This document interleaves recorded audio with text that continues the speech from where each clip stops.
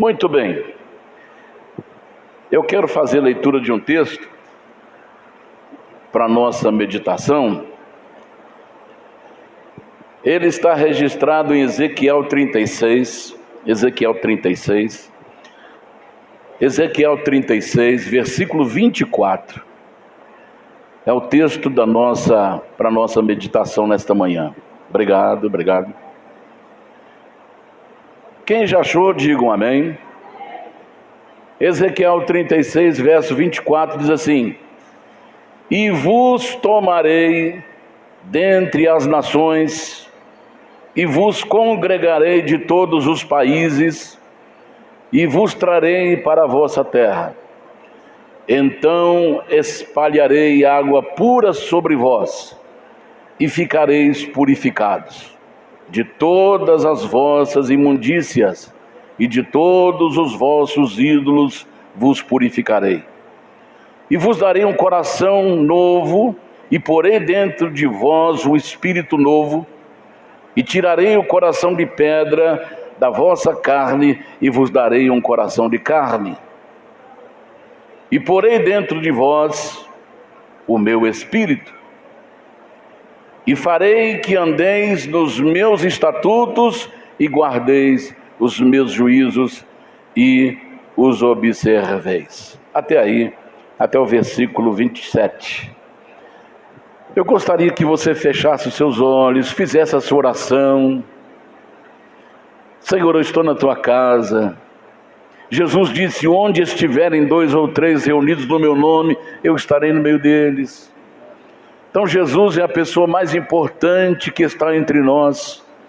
A palavra de Deus diz que Ele anda no meio dos 7 castiçais de ouro. O castiçal representa a igreja. Os 7 castiçais representam os 7 períodos da igreja. E Jesus vem andando no meio do seu povo há quase 2000 anos. Que Ele vem andando no meio da igreja, e onde está Jesus, milagres acontecem. Onde está Jesus, maravilhas acontecem. Onde está Jesus, vidas são transformadas, pessoas são libertas, a vida entra. Quem tem vontade de morrer passa a ter vontade de viver. Quem está doente fica curado. Quem está triste fica alegre. Quem está sobrecarregado, a sua carga é tirada e colocado sobre você um fardo leve. Porque Jesus é maravilhoso. A presença dEle é maravilhosa. A presença dEle é tudo o que precisamos. Não precisamos de mais nada, só Jesus, porque em Jesus nós temos tudo. Ele mesmo disse: sem mim nada podeis fazer. Pai Santo, nos abençoe nesta manhã. Fale aos nossos corações. A Tua palavra está aberta diante de nós, Senhor.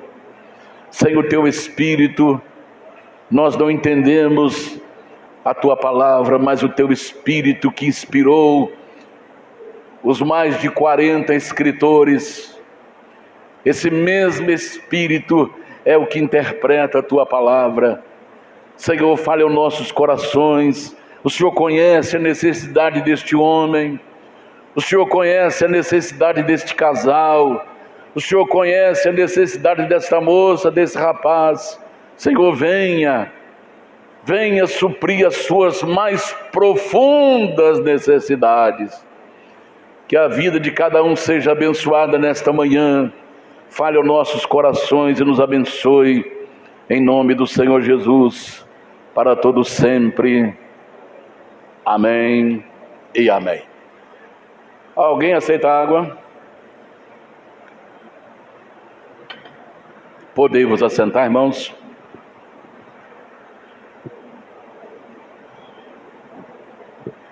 Rapidamente,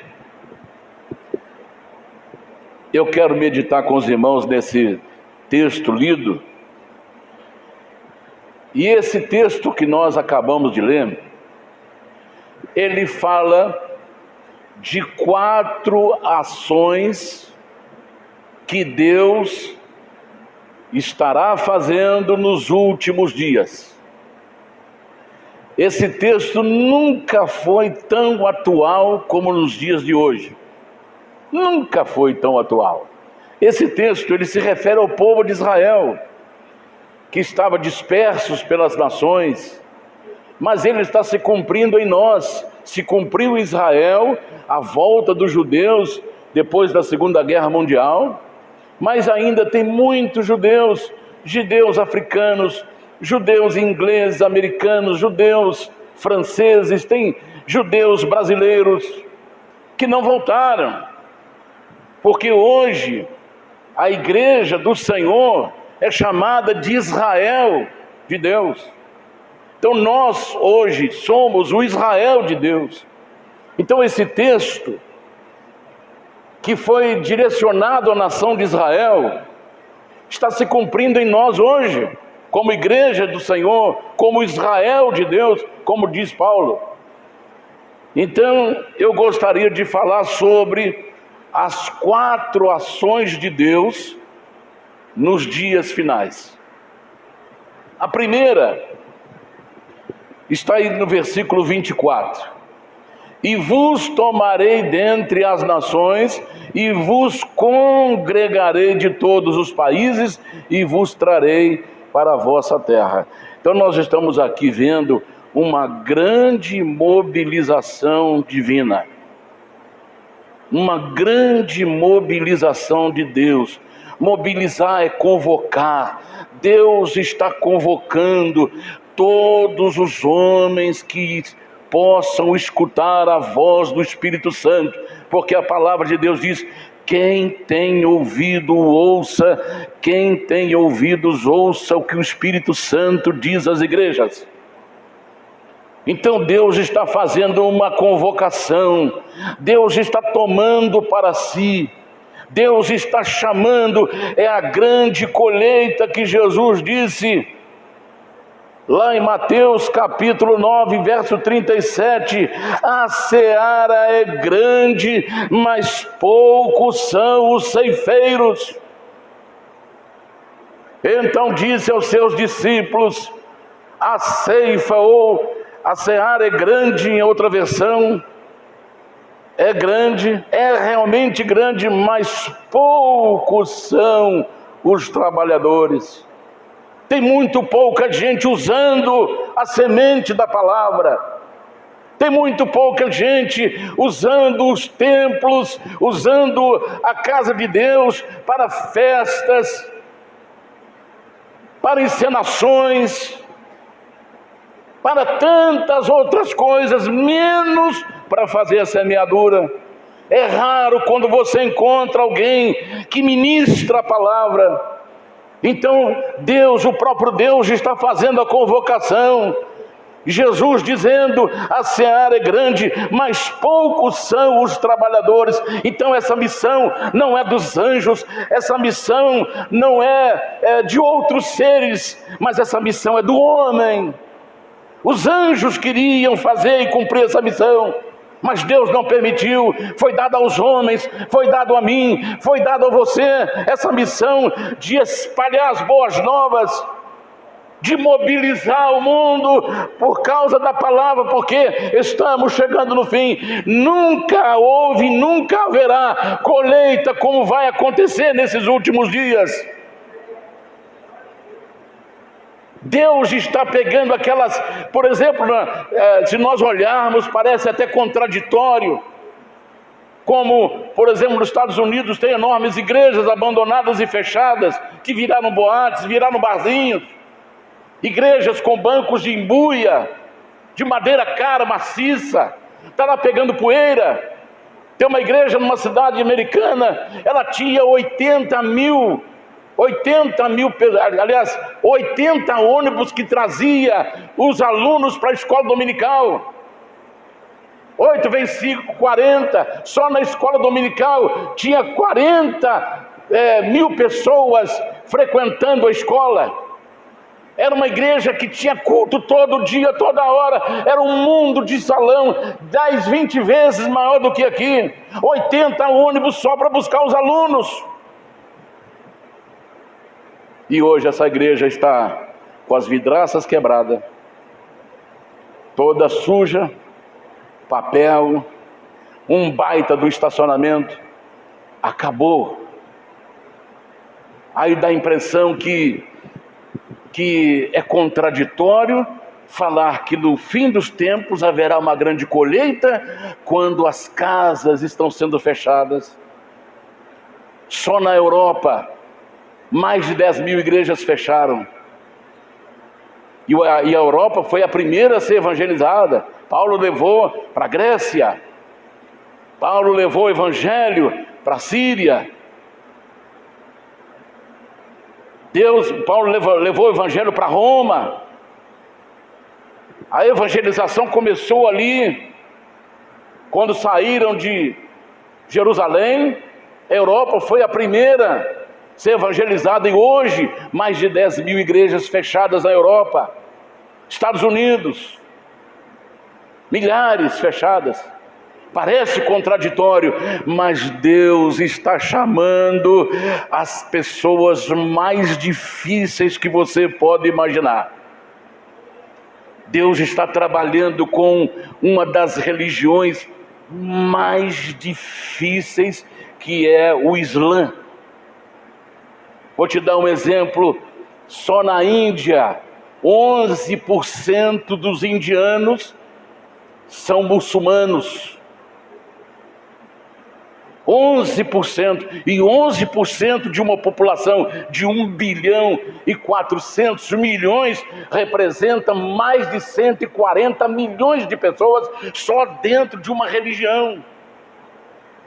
E essa religião crê em quê? Ela crê no Deus Alá, que não é o meu Deus, que não é o seu Deus.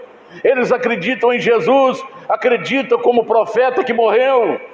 Mas o fundador do islamismo, Maomé, se você for lá na região onde ele fundou a igreja, na Arábia, naqueles países, lá se encontra o túmulo de Maomé, que fundou o Islã, que está espalhado pela França, espalhado pela Europa, espalhado por todas as partes do mundo. E um dos países que tem mais muçulmanos é a Índia, com mais de 140 milhões de pessoas. Eles acreditam que Jesus foi um profeta que morreu, não acreditam que ele é Deus, mas Jesus é Deus. O túmulo de Maomé está lá, mas o túmulo de Jesus está aberto. E lá tem um bilhetinho: ele não está mais aqui, ele ressuscitou. Aleluia, aleluia, aleluia. Aleluia. Glória a Deus. Então Deus está trabalhando com esse povo que é duro, que é um povo que é radical, extremista. Quando eles promovem uma guerra, eles chamam de guerra santa. Eles consideram todas as pessoas que não pertencem ao Islã como demônio. Então tem que matar o demônio, tem que tirar o demônio, tem que exterminar o demônio. Há pouco tempo agora, um monte de pastores e esposas de pastores, os pastores foram pegos, cortaram a cabeça dos pastores, e as mulheres tiraram a roupa dela e deixaram só em roupa íntima, colocaram em sacos de plástico transparente, sacos espessos, amarrou e colocou no sol para que elas fossem cozidas no deserto. Muitas delas foram filmadas de joelho dentro daquela sacola plástica, dentro daquele plástico, orando, pedindo a Deus, ajoelhada, só com roupa íntima. Esse é o Islã, esse é o muçulmano. E Deus está trabalhando com essa gente. Eu quero dizer para você que existe uma estatística que nas últimas décadas, mais de 7 milhões de muçulmanos tiveram uma experiência com Jesus, tiveram um encontro poderoso com Jesus, porque Deus está trabalhando com essa gente, porque eles vão sacudir o mundo com o Evangelho. Porque quando eles dão testemunho, sacode, porque eles não ouvem a palavra. Então Jesus está pessoalmente indo ao encontro dessa gente, como fez com Paulo. Aleluia! A maioria dos muçulmanos estão tendo visões de Jesus pessoalmente. Eu me lembro de um muçulmano que os pais dele, a família dele se converteu ao Evangelho. E ele falou: agora então vou acabar com meus pais, eu vou destruir a minha família, vou matar meu pai, eu vou matar minha mãe, eu vou matar meus irmãos. Então ele pegou uma garrafa, um balde de gasolina para jogar, cercar sua casa e meter fogo, e matar seu pai, sua mãe, seus irmãos. E quando ele rodeou sua casa com gasolina para queimar, Jesus apareceu para ele. Jesus apareceu para ele e ele se converteu ao Evangelho de Cristo. Olha como é que Deus é maravilhoso. Você pode não perceber, mas Deus está trabalhando. Deus não dorme. Deus está movimentando. Enquanto denominações são fechadas, enquanto placas são desfeitas, o Evangelho está expandindo, porque será a maior colheita da história, porque a seara é grande, poucos são os trabalhadores, e os poucos que eles estão na brecha, colocando cada um na presença de Deus, sem que ninguém saiba. Deus está operando nos dias do fim, Deus está trabalhando, Deus está convocando, e você que está aqui nesta manhã, Deus está convocando você para ter um encontro com Ele, para ter uma experiência com Ele, não fazer parte de uma religião, não fazer parte de uma placa, mas ser um homem de Deus, uma mulher de Deus, cheia do Espírito Santo. Aleluia, aleluia.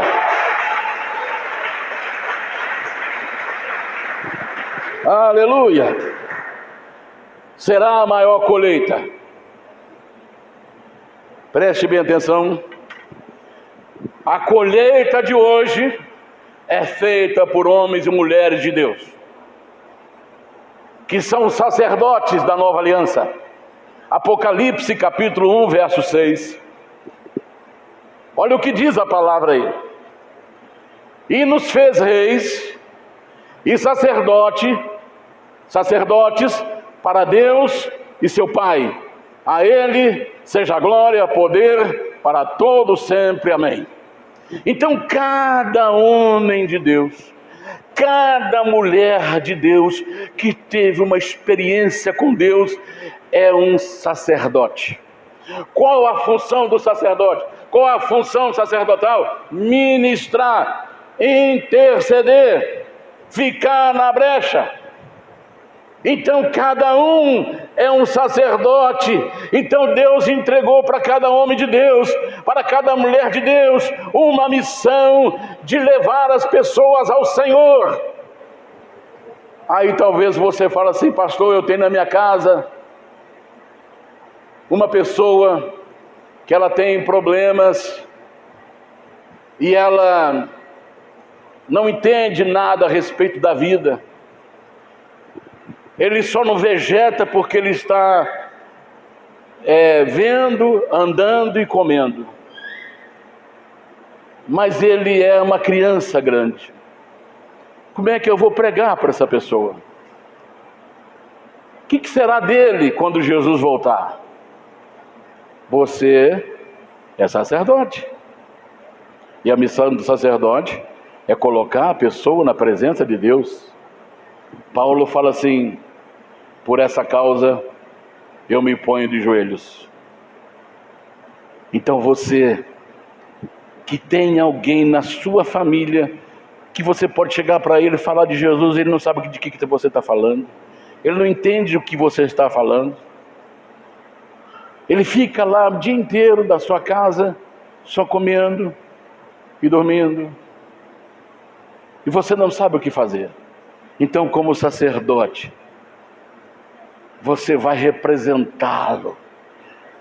Porque Jesus é o sumo sacerdote, é o principal dos sacerdotes. E nós, na nova aliança, somos os sacerdotes que ele estabeleceu na nova aliança. Então cada um, você que tem alguém na sua família que tem problemas, Senhor, eu estou aqui me colocando no lugar do Miguel. Ele não entende que eu falo para ele de Jesus, ele não entende nada a respeito de Deus, ele nunca fez uma oração, mas eu estou me colocando aqui. Olha para mim, Senhor, e veja o Miguel que está aqui.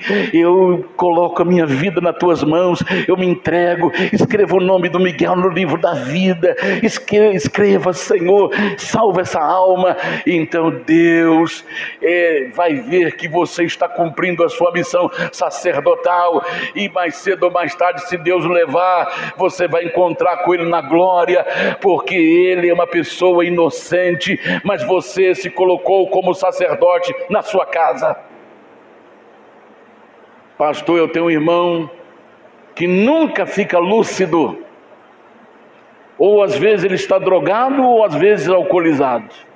Eu nunca encontro ele lúcido para falar de Jesus para ele. É isso que o inimigo faz. Não deixa a pessoa ter um momento de lucidez para não ouvir. Então, como sacerdote da nova aliança, você vai colocá-lo na presença de Deus. Você vai colocar de joelhos por essa causa eu me ponho de joelhos. Eu estou aqui, Senhor, pelo meu pai que nunca tem um momento de lucidez. Eu estou aqui pelo meu irmão que nunca tem um momento de lucidez. Eu coloco ele nas tuas mãos agora, Senhor. Perdoa, limpa, salva, escreva o nome dele, e daqui a pouco você vai vê-lo transformado, porque Deus vai trabalhar, porque você é aquele que vai ministrar na sua casa, ministrar na vida do seu pai, ministrar na vida do seu irmão, ministrar na vida da sua família, e Deus vai te ouvir e salvar aquela alma. Mas cumpra-se o ministério de sacerdote que Deus te entregou. Ministra na sua casa, ministra para os seus filhos, ministra na sua família, porque nós estamos a seara está pronta para a colheita, e poucos são os ceifeiros, mas esses poucos ceifeiros poderão fazer um barulho muito grande nessa terra. Eles poderão tremer essa terra. Eu me lembro de um homem que foi enviado para pregar numa cidade. A cidade era uma cidade igualzinha aquela que Jonas foi lá, Nínive. Homens malignos, homens maus. Ele foi pregar nessa cidade, e lá ninguém ouviu ele. Ele foi ameaçado de morte. Ele ficou com tanta raiva que ele pegou o trem para vir embora para sua terra, e ele jogou a Bíblia pela janela do trem, e a Bíblia caiu entre aquelas britas, aquelas pedras da linha, e ele foi embora. Mais tarde, passou alguns anos, ele ouviu falar que naquela cidade estava acontecendo um grande avivamento. Aí ele viajou para lá, para saber como é que aconteceu esse avivamento, se ele esteve lá e ninguém quis ouvi-lo. E ele foi exatamente em quem começou o avivamento: o homem mais terrível da cidade, o homem mais temido da cidade. Aí ele quis saber como é que aconteceu esse avivamento, e ele teve pessoalmente com ele. Ele falou assim: olha, eu estava andando nos trilhos do trem, eu estava andando lá no meio dos trilhos, e eu vi um livro que o vento batia na sua folha de um lado para outro, abria suas folhas de um lado para outro, e eu vi que o livro era branquinho, limpinho. Eu resolvi catar esse livro e levar para casa.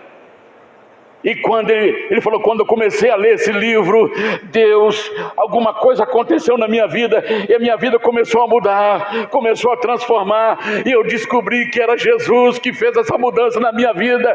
E como ele era o homem mais temido da cidade, ele começou a falar para todo mundo, e a cidade inteira foi recebida por Jesus.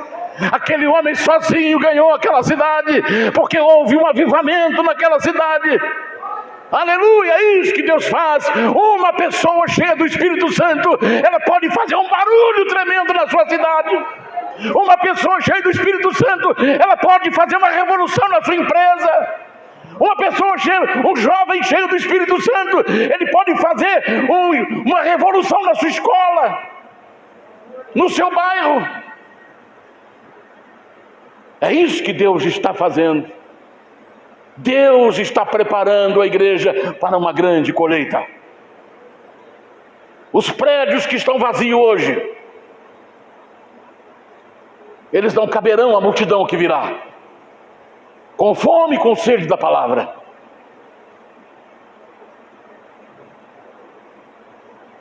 A colheita foi dada aos homens.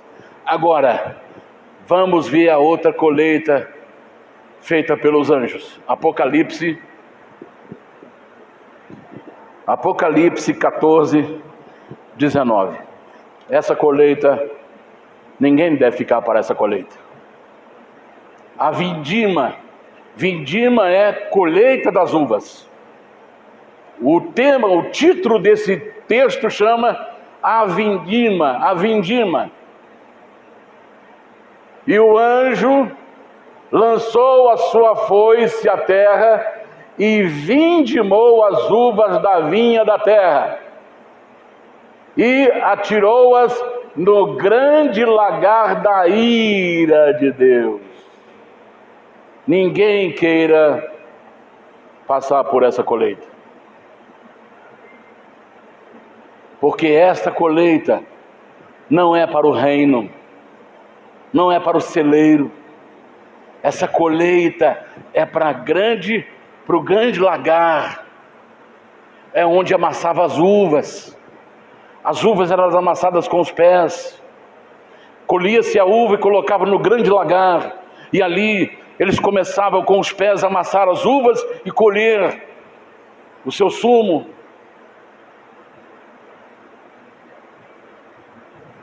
Jesus, quando ele foi preso, ele estava exatamente no Getsêmani, que significa lagar de sangue. Ali Jesus começou a sangrar por mim, ali Jesus começou a sangrar por você, mostrando que a grande colheita virá. Então não queira ser feito a colheita pelos anjos, porque os anjos não vão colher ninguém para o lagar de Deus. Os anjos não vão colher ninguém para o reino de Deus, mas a colheita será para jogar no lagar de fogo da ira de Deus, da grande ira de Deus. Então eu pergunto e você responde para si mesmo: qual colheita que você quer participar? A de hoje, feita pelos homens, levando você a Cristo? Ou você vai esperar a colheita dos anjos após o arrebatamento da igreja? A resposta é sua, a decisão é sua. Porque Deus está fazendo a grande colheita nos últimos dias. Deus está convocando o seu povo para a grande colheita dos últimos dias. Então a primeira coisa, Deus está convocando para a grande colheita. Segunda, purificação. Versículo 25. Então espalharei água pura sobre vós, e ficareis purificados. De todas as vossas imundícias, de todos os vossos ídolos, vos purificarei. Água pura. Preste atenção nisso agora, por gentileza. Você está vendo o que está acontecendo nos dias de hoje? É um escândalo após outro. E não é pequenininha não é gente pequena não. É gente grande. Gente que está na mídia. Gente que arrasta a multidão. Por quê? Vamos lembrar de uma palavra de Jesus. Ferirei o pastor. O que acontece com as ovelhas? Serão dispersas. Então Satanás, ele não é o bobinho que muita gente fala, que grita no púlpito: eu expulso ele só com a minha mão, aponta a mão para ele, ele tem que fazer isso, ele tem que sair. Irmão, Satanás, ele está aqui primeiro do que o homem. Ele conhece a Bíblia de Gênesis a Apocalipse, porque ele citou a Bíblia para Jesus 3 vezes. Ele conhece a Bíblia. mais do que eu. Ele conhece a Bíblia mais do que qualquer teólogo. Então, Satanás não vai ficar preocupado com uma pessoa que não tem influência sobre outros. Numa família, onde ele vai no filho? Não, ele vai no pai, ele vai na mãe, porque pai e mãe é a estrutura da família, é a base da família. Um dia minha esposa lá na grama, quando ela estava ministrando lá, chegou um rapaz de 14 anos,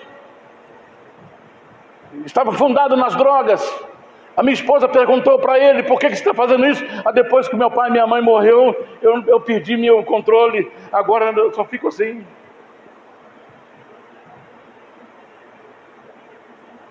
Um homem em São Paulo tinha um escritório de advocacia. Ele era advogado e tinha o seu escritório de advocacia em pleno funcionamento. E ele foi encontrado na mendicância nas ruas de São Paulo. E naquela época do frio, a prefeitura arranja um galpão, um lugar para banho, para comida, e vai colhendo as pessoas que estão ao relento, para que não morra no frio. Eles acolhem aquelas pessoas e levam para esse local para tomar banho, comer e dormir. Então, o repórter acompanhou esse trabalho da prefeitura de São Paulo e ele percebeu que alguém no meio dos mendigos falava muito bem, se expressava muito bem. Aí ele queria se aproximar desse homem. Aí quando todo mundo já estava de banho tomado, estava fazendo a sua refeição, o repórter sentou do lado dele e falou assim: olha, eu estou vendo que você se expressa muito bem, fala muito bem. Você, o que você está fazendo na rua? Por que você veio parar na rua? Ele falou: olha, eu sou um advogado, em pleno exercício da minha advocacia, mas eu perdi meus pais, eu não suportei e entrei no vício da bebida alcoólica e não consigo sair mais. Está dando para você entender? Satanás não é trouxa. Ele só não vence Jesus. E Jesus está em mim, Jesus está em você.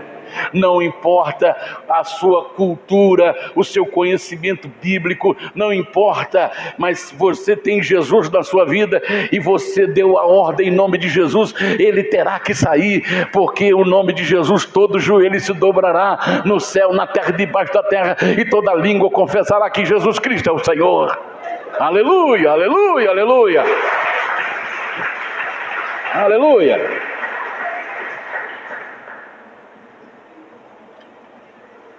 Davi cometeu um adultério e um homicídio. Ele ficou quase um ano escondendo o seu pecado. Aí Deus mandou Natã lá no palácio. E Natã contou uma parábola para Davi. Rei Davi, tinha um homem muito rico, que tinha muitas ovelhas. Mas o seu vizinho tinha apenas uma ovelha. Aí veio um amigo desse homem rico e ele quis fazer um banquete para esse visitante. Ao invés dele matar uma ovelha do seu rebanho que tinha muita, ele pegou a única ovelha do vizinho e matou ela para esse visitante. Aí Davi falou: esse homem tem que morrer. Natã falou: esse homem é você.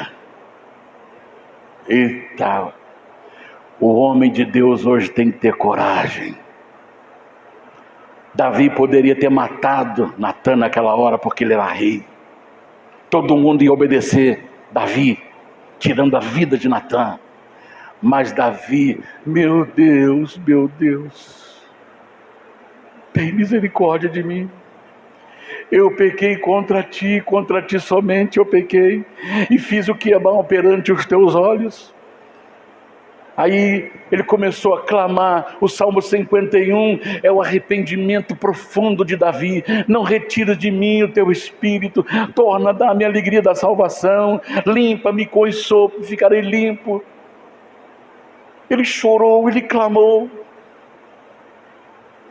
Aí Deus falou para ele, está registrado lá em Samuel, 2 Samuel capítulo 12, verso 14, verso 15, olha o que Deus falou para Davi.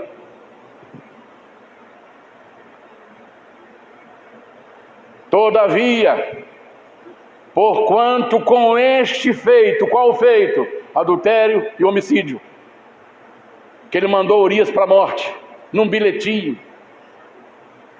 O servo foi mais fiel do que o rei. Ele não abriu o bilhete, e o bilhete era a sua própria condenação. Ponha Urias na maior frente de batalha para que ele morra. Ele levou o bilhete da sua morte, dado pelo rei Davi. Todavia, porquanto com este feito deste lugar sobremaneira a que os inimigos do Senhor blasfemem, também o filho que te nasceu certamente morrerá. Então Natã foi para a sua casa, e o Senhor feriu a criança que a mulher de Urias dera a Davi, e adoeceu gravemente. Então, quando alguém que é influenciador, tem influência sobre outras pessoas, quando ele cai, ele leva pessoas a blasfemarem do nome de Deus. Olha aí, olha o que ele está fazendo. Eu ir nessas igrejas, é isso que o diabo quer. Fere o pastor e as ovelhas se dispersarão. Aí aparece um Natã do século 21 e diz: você cometeu isto. Aí ele combina lá com a amante: olha, alô, é você, querida?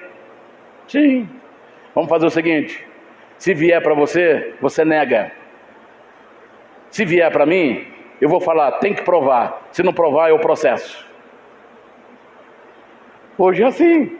Se alguém denuncia, ele fala, vou te processar. Diferente de Davi, que quando Natã expôs publicamente o seu erro, foi ao arrependimento. Hoje, os homens que se dizem de Deus, quando o seu pecado é denunciado, eu vou te processar, quando não ameaça de morte.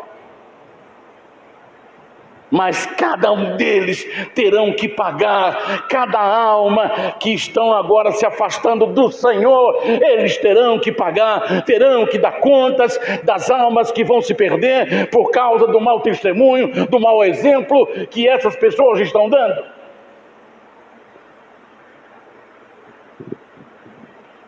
Eu trarei vocês e purificarei com água limpa.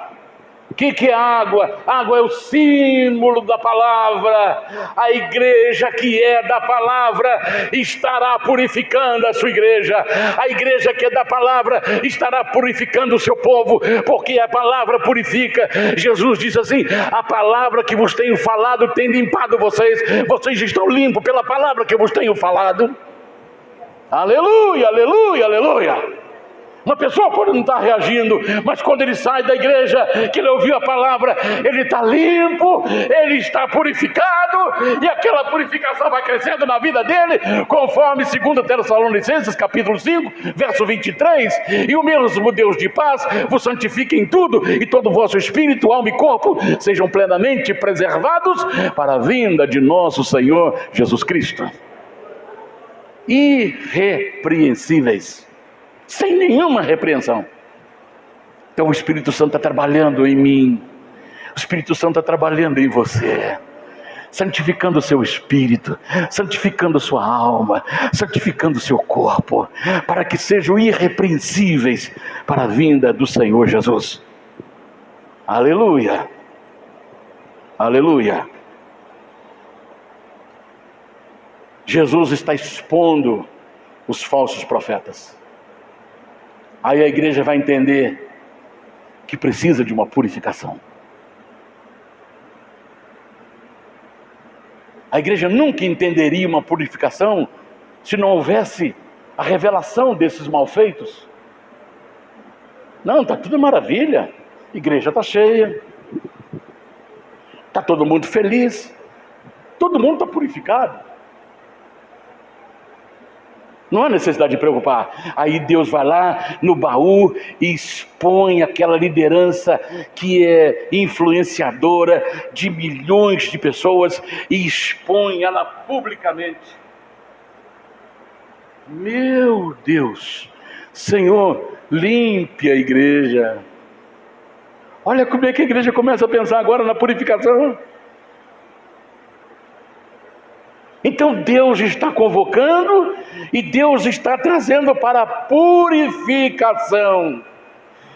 A Bíblia, a palavra de Deus diz: sede santo porque eu sou santo, diz o Senhor, e sem santificação ninguém verá o Senhor. Deus não está preocupado com multidão, não. Deus não está preocupado com multidão. Quando Jesus falou uma palavra dura: quem não comer a minha carne, quem não beber o meu sangue não tem parte comigo. Tinha mais de 10 mil na igreja, 10 mil seguidores naquele dia. Aí todo mundo: quem é que pode aguentar esse sermão? Comer a carne dele, beber o sangue dele, quem é que pode aguentar isso aí? Foi saindo todo mundo. A igreja que tinha 15 mil membros, 15 mil seguidores, ficou só os 11. Aliás, ficou os 12, né? Porque Judas já estava no meio deles ainda.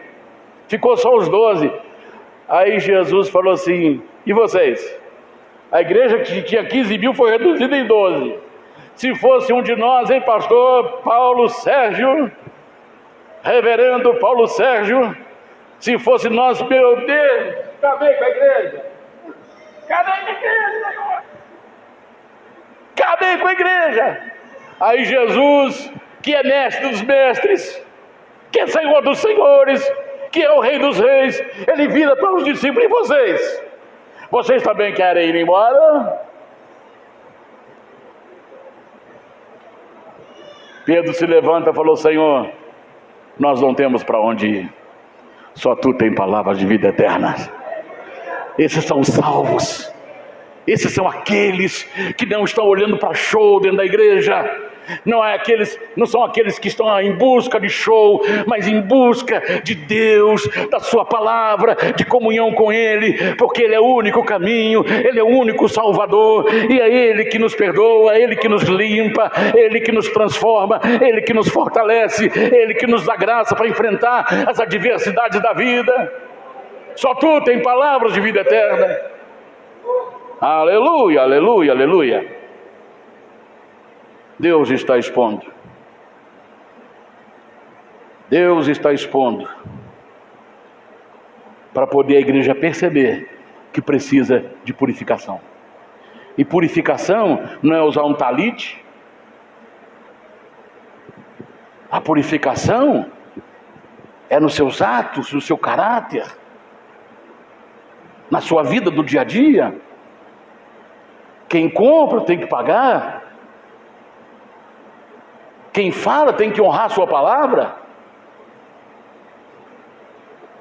Quem erra tem que pedir perdão.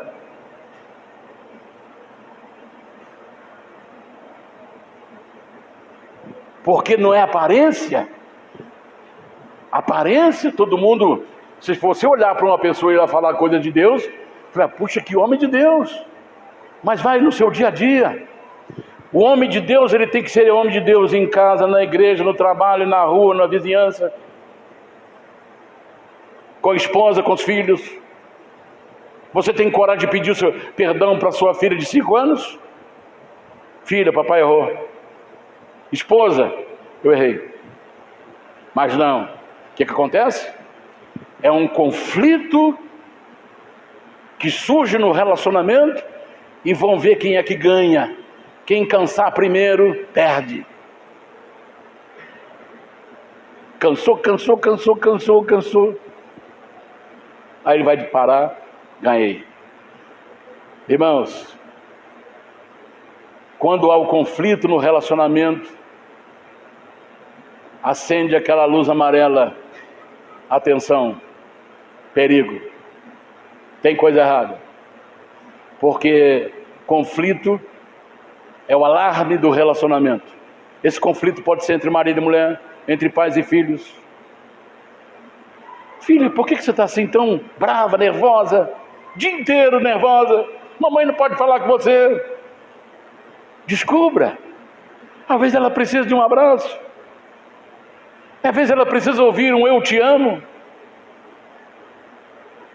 Às vezes ela quer dar um passeio com você, pai. Com você, mãe. Esposa, por que você está assim tão nervosa? Senta com ela. Eu errei. Onde eu errei? Me fala para me consertar. Mas não, a disputa é grande. E a pessoa que vence, você vai dormir hoje na casinha do cachorro. Ou você vai dormir lá no sofá. Aí depois de 3, 4 dias, ele vem rodando no quarto. Põe a mão no colchão. Esse colchão é muito bom, né? Lá no sofá, lá não está fácil não. Tem que trocar aquele sofá, tem uma tábua lá. Às vezes uma coisinha à toa pode resolver. Onde eu errei? Alguém está disposto a perguntar ao seu cônjuge, o seu companheiro, o seu filho, o seu pai, sua mãe, onde eu errei? Porque nós não somos perfeitos, não. Todos nós erramos. Mas vamos manter aquele erro e cansar o cônjuge para ver quem é o vencedor? Cansar a filha para ver se ela cede? Não. Vamos sentar. Filha, eu te amo. Eu estou contigo. Esposa, eu estou contigo. Quantas esposas não escutam dos seus maridos na época de namoro, noivado, casamento? Era eu te amo pra cá, você é minha joia, minha princesa, meu diamante bruto que será lapidado, vai ficar brilhando, as suas facetas vão ofuscar os meus olhos. 10 anos depois, ela aumentou uns 15 quilos da gravidez e de outras coisas mais. Começou com pneuzinho de bicicleta, agora foi para pneu de moto, agora está de Kombi, agora depois veio de caminhão. Aí ela parou de ouvir eu te amo. Aí ela fica, será que ainda ele me ama? Será que ainda ela me ama? Fica essa dúvida. Então, para eliminar essa dúvida, eu continuo te amando. É o que nós fazemos com Jesus em todas as ceias. Eu continuo contigo, Jesus, quando eu venho para a ceia. Eu continuo te amando, eu continuo na tua presença. Eu continuo dizendo para o Senhor que o Senhor é minha fonte, a minha única fonte de águas vivas. Eu continuo dizendo para o Senhor que o Senhor é o meu Deus. Quando eu venho para a ceia, eu faço isto. Quando você vem para a ceia na sua igreja, você faz isso. Você está reafirmando o seu compromisso, reafirmando o seu amor e reafirmando a sua vida com Deus. E é por isso que nós precisamos tratar os nossos cônjuges, os nossos filhos dessa forma. Filho, eu te amo. Lá em casa é assim. Meu filho dá mais quase um mês e meio do que eu. Meu filho, tudo bem, filho? Tudo bem, pai.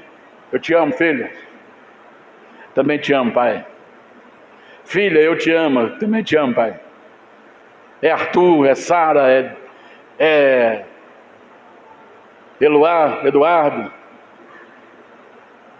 Está dando para você entender? E assim nós vamos ajudando um ao outro, fortalecendo um ao outro. É por isso que a casa se torna o melhor lugar para a gente. Já viu aquele ditado? O melhor lugar é a nossa casa? Purificação. Operação. Versículo 26. Já estou indo para o encerramento. 26. E vos darei um coração novo, e porei dentre vós um espírito novo, e tirarei o coração de pedra da vossa carne, e vos darei um coração de carne. Deus está fazendo uma grande cirurgia. Hoje, a ciência avançou tanto que eles estão fazendo cachorro de bolso, porquinho de criado dentro de casa, virando animal de estimação, cachorro que carrega no bolso. Daqui a pouco nós vamos ter cachorro no chaveiro, vaca, mini cavalo. Está aí, a ciência avançou. Então a mulher comprou um porquinho para fazê-lo de estimação. Aí dá banho, passa perfume, dá banho de shampoo, põe aquelas fitinhas no pescoço, aí pôs uma coleirinha, uma correntinha para passear todo dia com o porquinho. Aí de vez em quando ela soltava ele, perfumadinho, cheirosinho, limpinho. A primeira poça que ele olhava, ele corria para lá e se jogava dentro daquela lama, aquela água parada, fedida, e se esponjava naquela água. Aí ele ficava todo mal cheiroso, levava para casa, dava banho. Isso todo dia, toda vez que passeava acontecia. Ela falou: não, tem uma coisa errada. Levou o porquinho para o veterinário. Explicou para o veterinário: olha, esse porquinho assim, eu cuido dele, domestiquei ele mora comigo, dorme comigo na cama, ele come da minha comida, eu cuido dele dentro da minha casa, mas vai passear com ele procura lama. Não, pode deixar ele aqui comigo que eu vou estudar aqui o psique desse porquinho. Aí ela falou assim, passou algumas semanas, ela recebe uma ligação do veterinário: pode vir buscar o seu porquinho. Aí ela pegou o porquinho, levou para casa. No outro dia ela deu banho, perfumou ele, saiu com ele na coleirinha, lá no meio da rua soltou. Aí tinha logo na frente uma poça d'água. Ele corre para lá, falou: ah, meu Deus, meu Deus. Correu para a poça. Aí quando ele vai entrar na poça, ele cheira. Aí ele volta. Aí ela falou: não entrou na poça? Não estou entendendo. Levou para casa, ligou para o veterinário: olha, o que você fez com o meu porquinho? Está maravilhoso. Ele não toma banho na poça mais, ele viu uma poça fedida, não mergulhou como ele fazia sempre. O que você fez? Qual o segredo? Ele falou: olha, a única solução que eu encontrei, morreu uma ovelhinha aqui no laboratório, na clínica. Eu peguei o coração da ovelhinha e transplantei no coração no porco. Então hoje ele é um porco com coração de ovelha. Eu estava vendo um pequeno criador de porcos, e ele disse assim: porco gosta disso, não tem nada de chiqueiro não. Meus porcos aqui que eu crio fica solto. Ali, olha, aquela lama fedida, aquela lama ali cheia de toda suja, é ali que eles gostam. E o porco estava lá tudo lá deitado, esponjado na lama. É isso que o porco, não tem nada de chiqueiro não, o porco gosta disso aí. Porque a natureza do porco é esta. Por que tem muita gente lutando para ser cristão e não consegue ser? Porque a nossa natureza é pecaminosa. A nossa natureza é para as coisas erradas, para as coisas ruins. A gente fica até emocionado quando rouba lá no quintal do vizinho a jabuticaba. Oh, que coisa emocionante! Eu era moleque, lá no vizinho era um quintal enorme, tinha manga, tinha abacate, tinha jabuticaba. E o homem dava tiro de sal quem entrasse lá para roubar. Eu me lembro que eu e meus irmãos, nós entramos lá, e nós estávamos lá no pé de manga, catando manga, com aquele calção azul, com camisa feita de pano de faixa. Aí falaram, vem um homem com a espingarda de sal. Eu lembro que nós viemos descer com o pé de manga, descer da mangueira, correndo. O galho entrou no calção do meu irmão, ele ficou pendurado lá. Aí estava todo mundo puxando, puxou o pé dele, rasgou o calção, e já caímos já em pé e já correndo. Isso é emocionante, porque coisa errada emociona, porque a nossa natureza é pecaminosa. É aqui que Deus está fazendo. Eu vou fazer um transplante em vocês. Eu vou fazer uma operação em vocês. Eu vou tirar esse coração de natureza pecaminosa e colocar em um coração novo. Eu vou tirar esse espírito ruim que está te destruindo. Eu vou colocar um espírito novo. Eu vou fazer uma cirurgia em você. E você será um novo homem. Você será uma nova mulher. Está dando para você entender? Você será um novo homem ou uma nova mulher.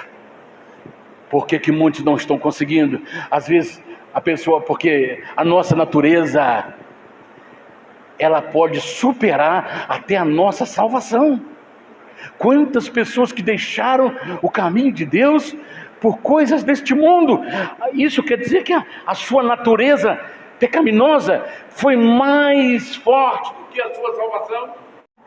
Essa natureza é mais forte do que o seu casamento. Essa natureza é mais forte do que o seu cônjuge. Essa natureza é mais forte do que você pode imaginar. Então Deus, Ele fará um transplante. Aí Ele disse assim, coloca-se vinho novo em odres novos. O odre precisa ser transformado.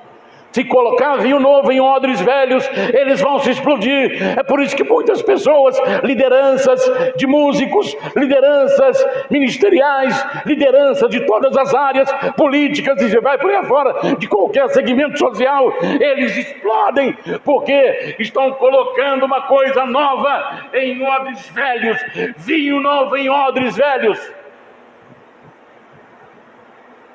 Não adianta ser formado em medicina e ter uma mentalidade de balcão de farmácia.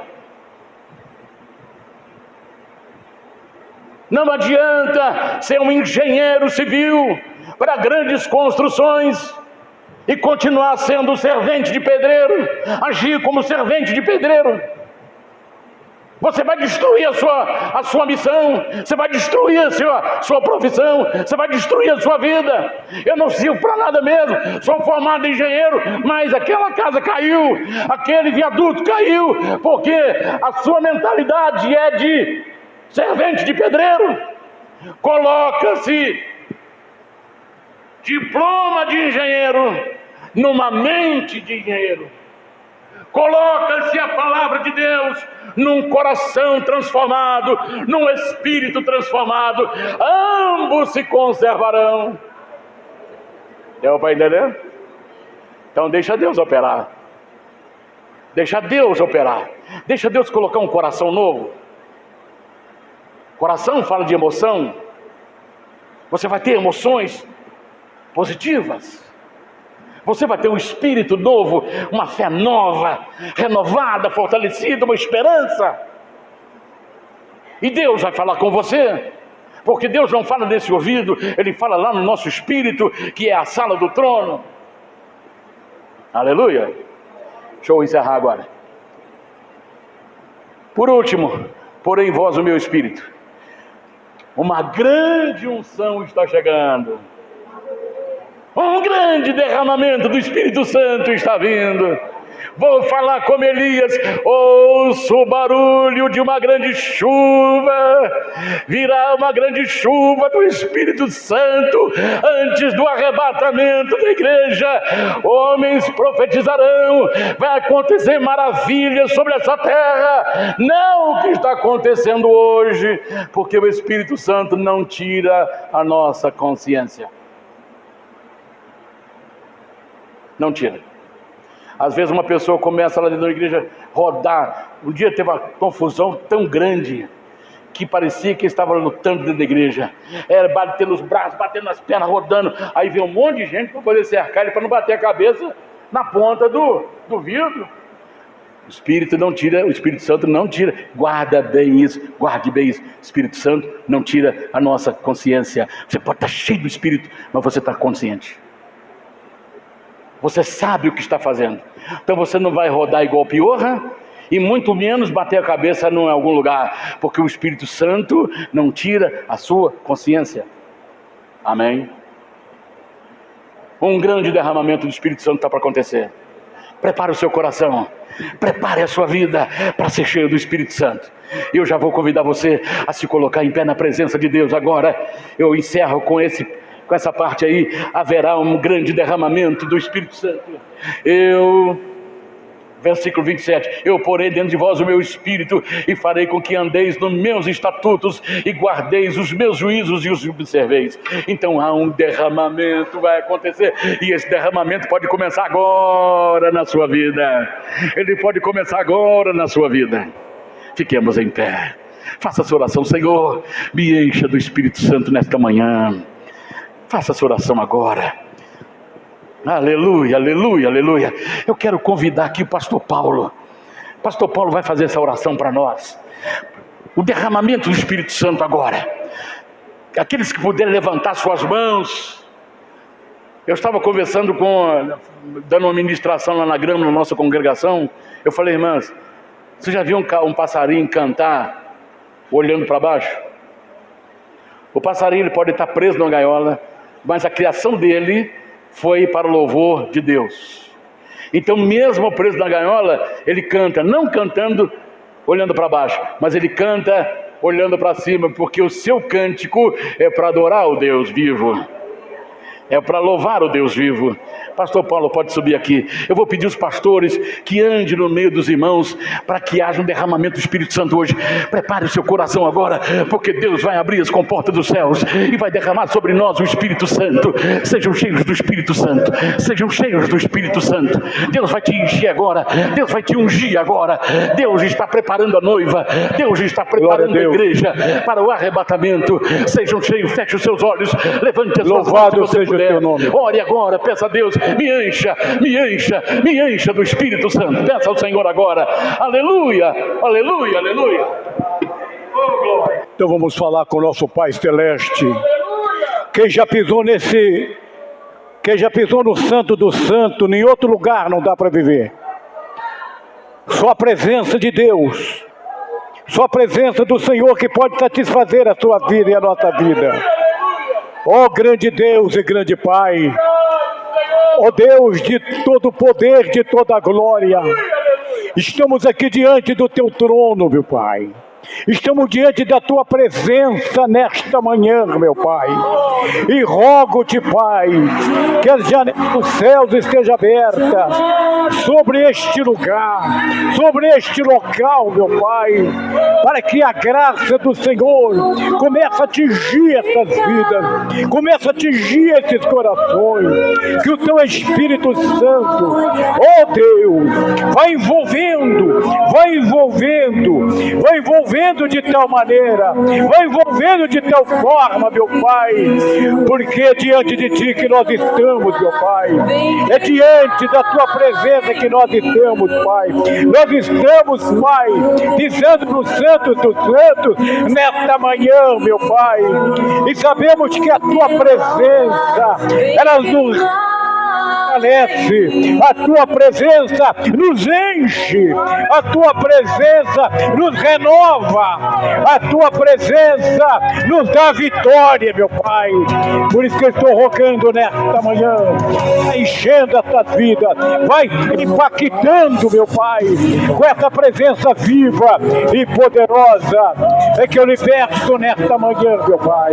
Louvado seja o teu nome. Continue, Pai, abençoando esta membresia.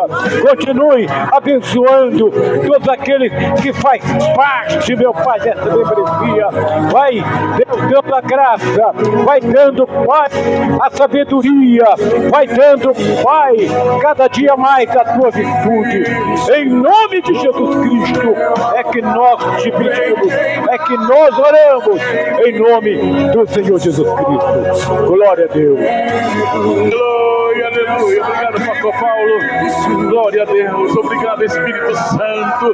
Obrigado, Espírito Santo. A sua presença é forte na nossa vida. Muito obrigado, meu Deus. Obrigado, Espírito Santo. Obrigado, meu Pai. Obrigado, Senhor. Vamos aplaudir o Senhor.